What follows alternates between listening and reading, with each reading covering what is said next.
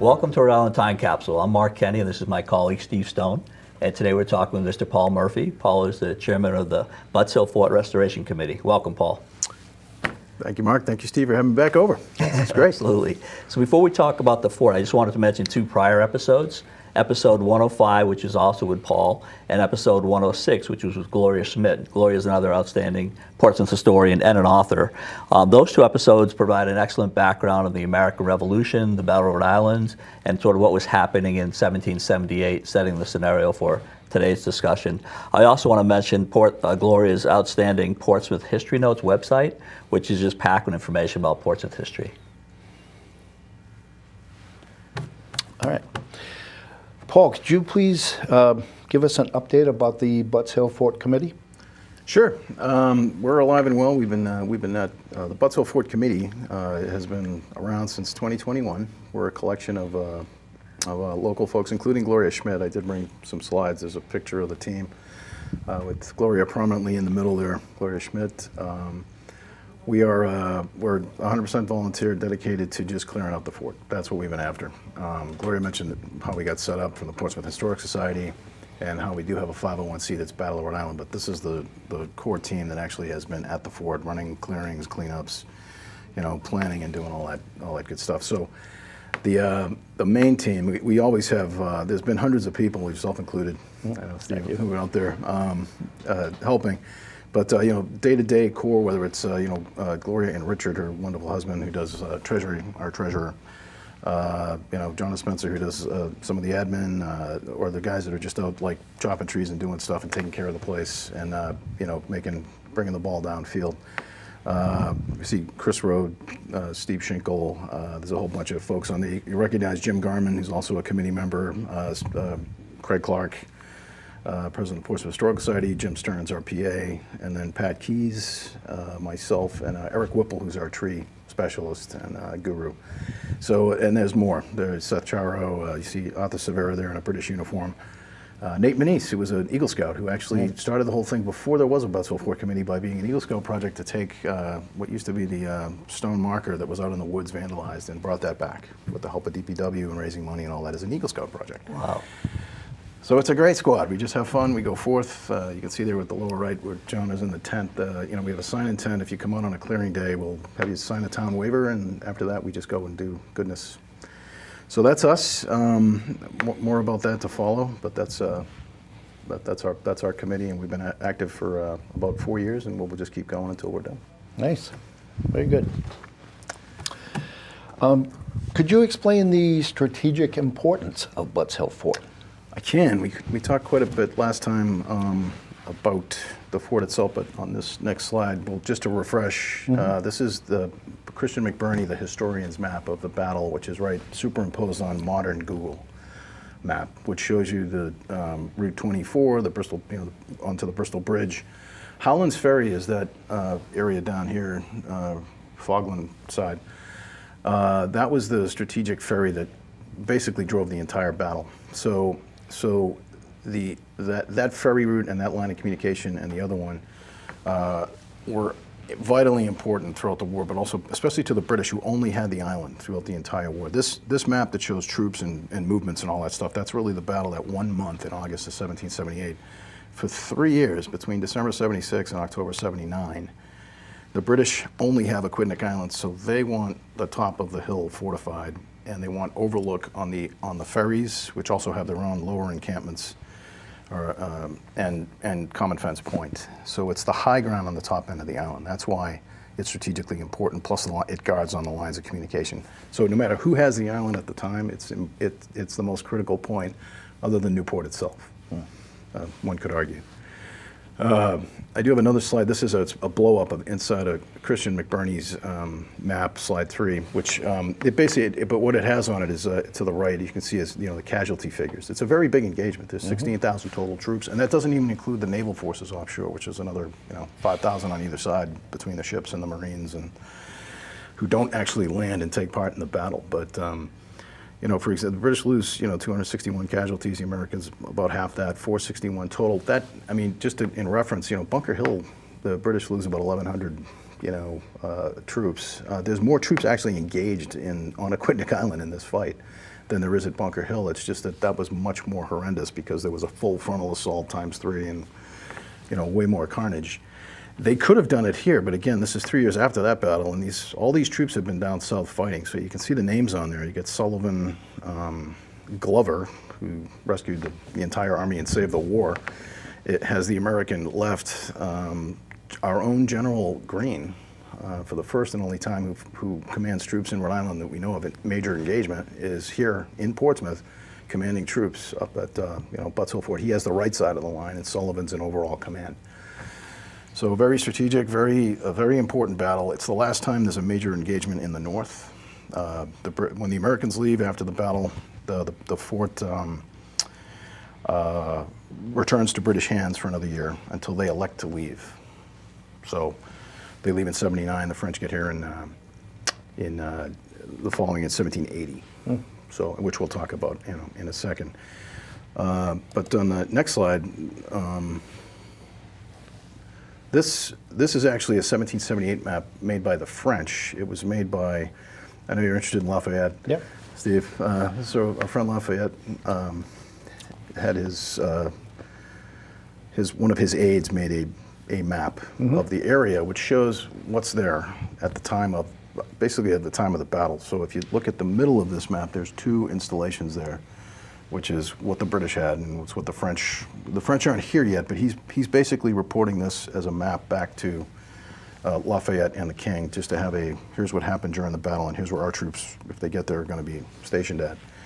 So you can see from the period map, it is definitely 2 installations. We know that. It matches all the descriptions of the battles and the wars and that kind of stuff. This slide 5 is actually the progression. I find probably most interesting. It might be a little bit too action-packed, but this slide, if you go left to right, this shows a British depiction in 1778 of the 2 installations. You know, you can see this little bow tie looking thing with a barracks in it. Up here is a gun battery and a magazine. So there's 2 installations on top of Butts Hill when the British have it. And we know that because to the right is a British plan that they actually drew that is the plan for the fort. So down here is a barracks, up here is a magazine and another barracks, and that's a gun battery. And it's exactly where you would expect it to be today. The next depiction over is the French, because when the French get here, they go to the top of the hill in 1780. Rochambeau wants the top of Aquidneck Island fortified. So Lafayette himself comes up on a staff ride with the engineers and says, we want to make these 2 forts into one proper fort. And this is the design plan for what they did. It's from a period map. So basically all of these were drawn 250 years ago. This last one is just superimposed. I put the British plan on, basically this is ground penetrating radar of what we have today. So you can actually see the overlay. We know where the fort was. We know how it ended up. We know where the barracks was. We do have a great archaeological effort that we've done doing non-penetrating activities to try to find out more about, is there anything left of the barracks, where the barracks was, that kind of thing. Because it all kind of got torn down after the war, but we know where things were. What's definitely there is still the 1778, the Revolutionary War earthworks that were left by the French. Before I get off the slide, though, there's a floor plan up to the left, the top left. It's kind of small, but we have the floor plan that they drew of this 200-man barracks, or 300-man if you double-deck enlisted troops, with officers' quarters on both ends. This is kind of an artist depiction if you make that in 3D, just a pencil sketch of what that probably looked like, and it survives. Even when the British bug out and come back, they leave it because they figure they're going to, instead of rebuilding it or destroying it, we'll just leave it, and we'll probably get the island back, and they do. And then when they leave, they don't tear it down again. So the barracks is unique. It sort of survives the entire war into the French period, which you can see by the red box at the bottom, which they incorporate into their big fortress ultimate solution. The types of cannon, they varied depending on which units were there. So they had, the ones with the big wheels, which are more like for, campaigning on, on campaign in the battlefield with big wheels that get pulled around. The other ones are more garrison with the small wheels. The garrison carriages, meaning ones that, same cannons, but they're mounted differently because they're not going anywhere. They're inside of a fort. So both types were there, depending on who owned it and which time. We know the last cannons left in 1782 when the American Army, after Yorktown, decided we're going to take, we're going to remove all the cannon out of Butts Hill and move them down south. That's probably the last time there was active cannon battery there. But that all existed. And then on one other slide on this subject, the LiDAR, the light penetrating direction radar. Yep. This is just a pure LiDAR. So that is, if you took every stitch of trees and grass and everything off of the entire hilltop right now, that's what you'd see. The circle to the left is the giant white water tower, the town water tower. These corner-looking things at the bottom, along the bottom side of the left image, those are just the parking lots at the high school. The rectangle in the middle is the rectangle for the wind turbine parking lot. The rest of it is exactly what's there right now. So people, it's kind of funny. It's a big. The earthworks themselves are like 30-foot slopes. They're big. They're there. When we first started, we had to try to verify this outline. What's here, what's not here. Well, if you take the LiDAR, which is modern, and go right onto the French map of 1780. Period, you can see that it's what we have on our hands is definitely the last model French thing. The gate's in the same place. They might not have finished it before they left to Yorktown, but they certainly were almost there. So that's what we're up to. Interesting. Mark, do you have a question? Well, was there anything else on General Lafayette in terms of his role? Well, Lafayette was there twice. He 2 bites of the apple. He was there for the battle. And that whole campaign as one of the commanders, one of the junior commanders. He was supposed to be the left wing commander, but he left to go to Boston. He comes back when the French re-land in 1780. And that's when he, as part of Rochambeau now, the French have Aquidneck Island. He is, very important. He's obviously the go-between between Washington and Rochambeau, but he's also giving orders. So he's up, he goes up to the north end he rides through Portsmouth and all the defenses. And he's the one that actually orders, like I said, a proper fort. So he's everywhere in the war. He's very pivotal. He's all over Rhode Island. I think there's a couple articles posted on either Portsmouth History Notes from Gloria or the other ones. It explains how many times. And he comes back 50 years later after the war and lays the cornerstone to the Bunker Hill Monument and visits all, 18 states or whatever there are at the time as an older man. So Lafayette is a very interesting cat, but he spent a lot of time on the island. And we find that he is, as far as Butts Hill Fort, he absolutely knows where it is. He spent some time there, and he is, whether it was back of envelope or not, he's the one that gave the orders to make 2 forts to 1. So it's the Lafayette tie-in. Yeah, that's great. Can you also talk about the actual restoration effort itself? I know you folks have made tremendous progress, and there's another phase in the works. Yeah, thanks, Mick. We'll get to that. So that kind of ties up what exactly was the fort and why it's there. After the war, this gets to restoration. This is a Jim Garman provided 1907 postcard from Portsmouth looking up the hill at Butts Hill. So the gray line across the top of that hill is Butts Hill Fort. It's the mounds. You're looking up past stone walls. It looks like Ireland almost, to a farmhouse on the right. And the rest of it is just Butts Hill Fort and what it looked like 120 years ago. So this is important for 2 reasons. One, that's right about when they decided they were going to plot it for land. Plot the land for houses. It was supposed to be 200 houses put in. Roderick Terry, Newport Historic Preservation of the day, bought the entire hilltop, which is where the high school and the fort now are, to preserve it, to teach future generations about the history of Portsmouth, basically, I'm paraphrasing, for all time. So no commercial endeavors, no houses. We're going to buy the thing. Also bought Fort Barton across the other side of Howlands Ferry and preserved that forever in 1923. So it was a very big deal. So wonderful idea. That's why the high school is there. That's why we have a fort. That entire hilltop was preserved. One of the early preservation efforts on the island. Unfortunately, I'm going to fast forward and cut a few steps.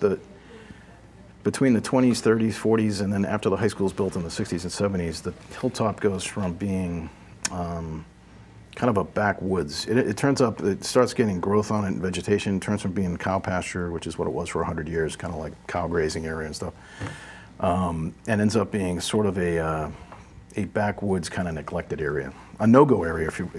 Everyone who's gone to the high school in Portsmouth knows that was the place to go after school and get in fistfights and drink beer and do bad behaviors, which is another reason why it was almost off limits. And people would park there, dirt bike, do all kinds of things. So over the course of decades and decades of actual wanton neglect, basically, the fort ends up in 2021 looking like this next slide, which is slide 8. It's a collage, just to keep the number of slides down. But as you can see on the right, it's a tangled mess of invasives, it's vines, it's really,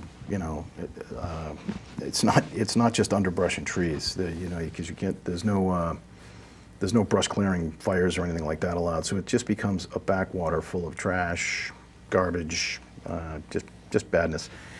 The entire parade field gets pulled in. This to the left is an overhead photograph of the first clearing that Butts Hill Fort Committee did, and that was a picture from an overhead that basically said, here's what we're trying to do to tell the town. You can't see it, but there's yellow highlight basically saying we're going to start cutting our way out of this hole in the middle of the fort and work outwards. So that was the initial efforts in the first couple of years, was to just get a bunch of folks, and we had plenty of help. There was a lot of local, folks that would show up to help. We had the Fort Adams guys had some good equipment to do like stump grinding and things, because anything we cleared out of Butts Hill Fort, the town Department of Public Works will mow whatever's left. But whether the donut is this big or the entire fort, and I'm talking not the earthworks, but the inner part is on their job jar to do. So they're very interested in how far we're going and whether we're going to cut down trees and that kind of stuff. But we went after this over and over again, all the way till the end of 2022, and we cleared quite a bit. We went all the way up to the earthworks on all sides, proved that we knew what we were doing. We couldn't get to the earthwork. We couldn't actually work on the earthworks because they're all historically sensitive. They are archaeologically sensitive and historically sensitive. So the State Historic Preservation and Heritage Commission has to say, yes, you can do something physically to the earthworks or the ditches that surround it. And we're talking, thousands of feet of ditch and earthwork.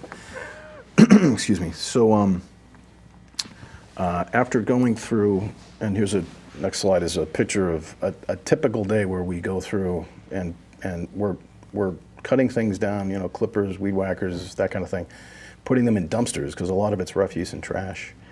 So 30 cubic yard dumpsters, which are the ones that trucks come and drop off and then pick up, a week later. We went through about 15 of those in the course of the last 3 years. Wow. Full of stuff.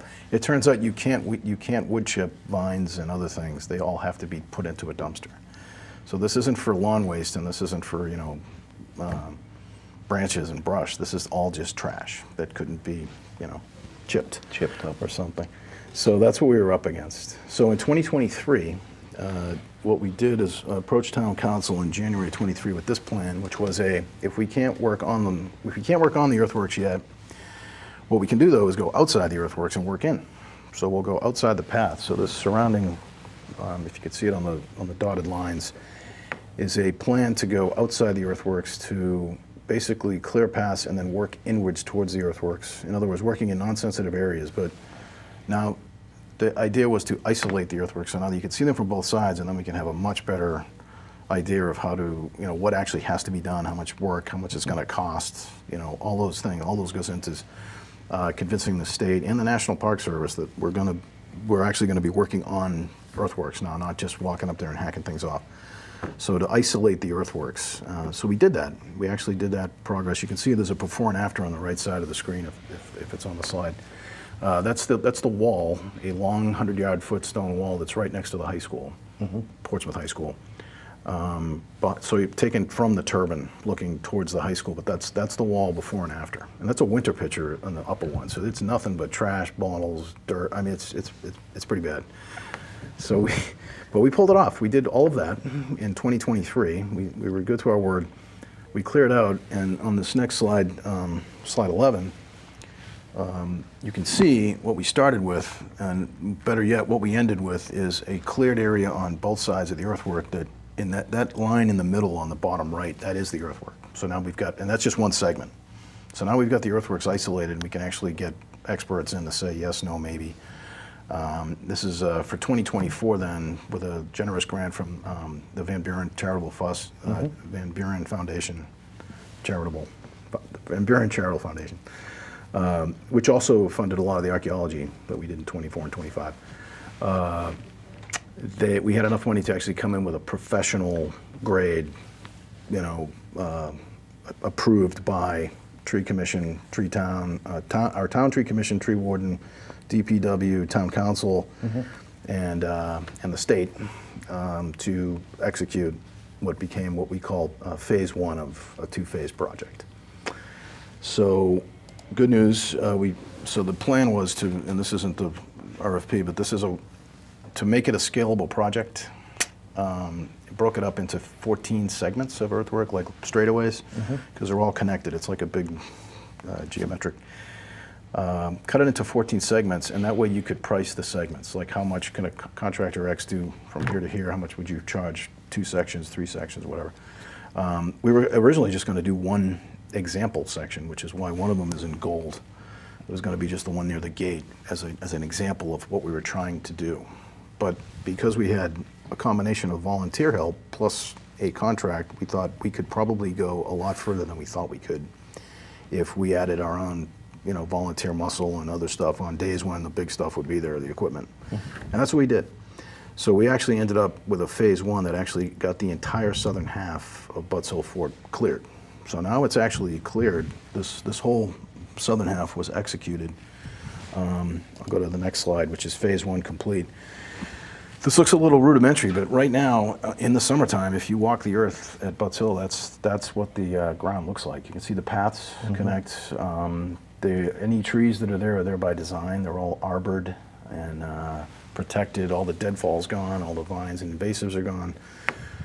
Everything that needed to be was hydroseeded, because once you clear the earthworks, they need to be stabilized so that they don't, they don't erode. Although that, having worked on the earthworks for 5 years now, they are very heavy duty. It's rock, dirt. It's all pick and shovel put up, but it has lasted this long because it's not eroding. It's not like a dirt mound. It is a very solid piece of, and we want to keep it that way. So we hydroseeded it with special mix of recommended seed and that kind of thing to keep everything that we did in place, and also to keep the invasives from coming back. Because we can't go underneath the ground on sensitive earthworks like you would in your backyard, we're going to have more invasives than we would like, but that's just part of the price of doing business on historic earthworks, to protect the earthworks, because you can't dig anything out. You have to just cut it and then keep killing it. That's what we're doing. So that was phase one. That was what we would call phase one, Mark. I know you mentioned that last time. Next slide shows, this is the after effect. So this is the same, if you remember all those before and afters from a few slides ago, this is 2025. So when the snow melts in the spring, if you go up to Butts Hill Fort, this is what you can walk along, this green space. That's amazing. It is. It came out great, didn't it? Yeah, and that's it really after did. the, grass did come up. We had winter wheat and rye. It was a whole mixture of stuff. But it really does. It's very rewarding too. And that's the high school side. So that's the southern end that people can actually see. So now you can see the long stone wall. You can see the fort. We do have some temporary signs up there. Back to our effort, myself, Gloria, a few of us, to just have some kind of signage up there that's just, even though it's temporary, because we can't do permanent signs without permissions or raise the money for it. There are signs up there that kind of give you a hint of what goes on, or what you're looking at. But we want to make it into a real heritage site and put real signage in there. So that's one of our efforts for 26 is going to be to raise money to put in permanent signs, so that when we do get visitors from out of town or from local or school kids, anyone, you'll have a historical marker that'll explain the battle, the barracks, who built it, the French period, all that good stuff. So that's kind of what we're about this year. So we're kind of excited. We're going to try to go on a fundraising drive this year, which we've never done, for just the fort. Retake the hill, I think, is going to be our motto. You heard it here first. Retake the hill. That's good. 26. That's good. That's what we're going to do for the semi-sesquicentennial. We think we can raise with just we're going to throw a round number like 100,000 or 75,000 even. But like I said, it's scalable. So whatever we can get, there's the earthwork part, which is phase 2, which is what we'd like to do with the rest of it. In other words, and don't forget, this isn't just to make it look nice. It's to preserve the earthwork. Left to its own devices with all the invasives on it, eventually they will rot, destroy, the roots die, everything gets crumbly. It's a way to destroy the earthworks that have never. The reason they lasted for 200 years prior to that is because there was nothing on it. It was grazing land. But now with trees and other things on it, we have to be very careful about what is left, what can grow and what can be allowed to grow. But the good news is, if you leave the right trees up there, and these are all hand-selected trees and they're hand-arbored, it actually comes out to be probably better looking than it ever has as a campus, because now you have nice, pretty birch trees and elm trees and local trees that are, they should be there. They look like they were built to be there, you know, and they're part of a path system, and it all kind of makes sense, you know. And it's a nice green space for that whole area up there. So we've had a great, you know, response from the neighbors that kind of live in that, you know, neighborhood in the surrounding streets up there, you know, in the businesses, because now instead of having a vacant, dirty lot, it's, you know, there's a public park has sprung up in the last, you know, 2 years. So it's kind of cool, very exciting. I'll go one more. There's a little town green, Butts Hill Fort Green, which is on the near the main gate, and hopefully this year we're going to have an Eagle Scout project to come in and replace all these wooden rails, which are the cement posts are there. There was, in the 1923 project, they put a town green in there called Butts Hill Fort Green, lot 72 on the town maps, next to lot 71, which is Butts Hill. The building behind it, which is now Wealth Care Management, which is a huge supporter of what we do, that used to be the Legion Post, and the Legion was supposed to take care of the fort, and the Legion was built in 1939, and they probably did for a lot of years, but they ran out of gas. But that's where this is, but there's projects like that, the fencing, the stone walls, because there's places where the stone walls are not part of the fort, but they're aesthetic walls that have been up there for a long time that have been left to kind of crumble. Those are kind of other projects we're on. So signage, phase 2 big, which is the north end of the fort basically, which is the big money professional grade stuff. And you know, and signage. And then we're going to work with the town. I have one more slide. This is phase 2 final. This kind of shows the campus, what it would look like. Here's the wind turbine is right here in this parking lot. There's a legend right here. And this is posted on supposed to be posted on our website, but it's nothing more than just Butts Hill Fort with paths. It explains what streets are. It doesn't show where the signs are yet, because we don't have signs there on this one, but it shows where you should be able to park. We'd like to make through parking here on, right now there's a roadblock there that's designed to keep traffic out, but we'd like to do that as a final solution. We'll work with the town and state and everybody else to do that. So. Oh, good. But those are our goals. That's what we're up to. Meanwhile, events. So starting on Park Day, 25 April this year, 26, we're going to have American Battlefield Trust Park Day, which is our first organized clear up. We're going to be doing that. We'll do some. They'll be in the paper all spring and summer during the growth season. And we end every year with Bert Quist, who was one of our founding fathers, retired Marine Colonel, one each. God bless Bert and his spouse Mary. They have a family also oriented, veteran oriented and Daughters of the American Revolution oriented clearing that we kind of capstone the year with at the end. So we do that every year. We've been doing that for 3 years. It's kind of a nice event. And our musket salute and August 29th battle, we do that every year as well. So those are kind of the known events, but we're planning to put other things on at the fort. So Sounds great. that's what goes on. It's wonderful. All right. Well, I'd like to thank Paul Murphy, Mark Kenney, Thanks. and Rhode Island Time Capsule for having us on, and we hope that people have learned some more and would like to get involved. Great. Yeah, I'd like to have them. Thank you, Paul.